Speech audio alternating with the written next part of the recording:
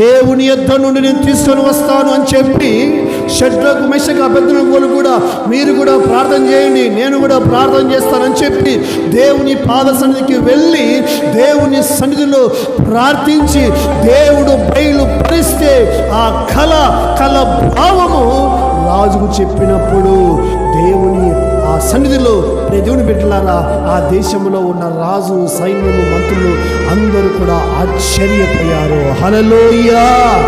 ఇలాంటి దేవుని ఆత్మను కలిగినటువంటి వ్యక్తిని మనము కనగలమా? ఎక్కడి నుండి వచ్చింది